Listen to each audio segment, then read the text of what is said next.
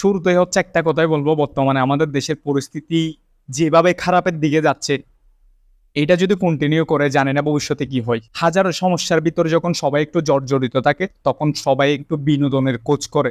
ঠিক তেমনি হচ্ছে তুফান মুভি যখন থেকে ওটিটিতে কি আপনার রিলিজ হয়েছে, তখন থেকে হচ্ছে একদম দুম মাচাই দিছে। তুফান মুভি একের পর এক রেকর্ড করেই যাচ্ছে। রিলিজ হওয়ার প্রথম দিনে তুফান চরকির শীর্ষস্থান দখল করছে। এরপরে তুফান বর্তমানে হলের মধ্যে চলতেছে। বসুন্ধরা স্টাসিনী কমপ্লেক্স থেকে শুরু করে আরো বিভিন্ন হলের মধ্যে তুফান ইতিমধ্যে চলতেছে। 20 থেকে 22 সেপ্টেম্বর পর্যন্ত তুফান মুভিকে প্রায় 9টারও বেশি হলে রেখেছে হল মালিকরা। আপনারা ইতিমধ্যে সবাই জানেন, ইউটিউবে তুফান মুভির লাগে উড়াদুরা গানের হিন্দি ভার্সন রিলিজ হয়েছে।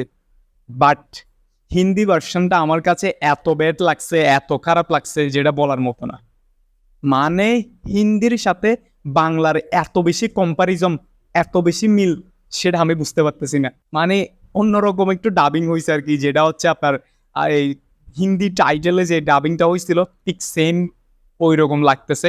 তুফান মুভির উড়াদুরা গানটা আরও একটু ভালোভাবে সবকিছু করলে, আরো একটু ভালোভাবে সবকিছু অর্গানাইজ করলে আমার মনে হয় আরো ভালো হইতো। আপনাদের কেমন লাগছে লাগে উড়াদুরা হিন্দি ভার্সনটা অবশ্যই জানিয়ে দেবেন। হইচইয়ের সাথে কোলাবোরেশন থাকায় বর্তমানে অ্যামাজন প্রাইমে স্ট্রিমিং হচ্ছে তুফান। আপনারা যারা বিশেষ করে হচ্ছে বলতেছেন তুফান কফি মুভি, তুফান অ্যানিমেল এবং অমুক মুভি থেকে কপি করা হয়েছে, একজন গ্যাংস্টারের লুক সবসময় একজন থাকে।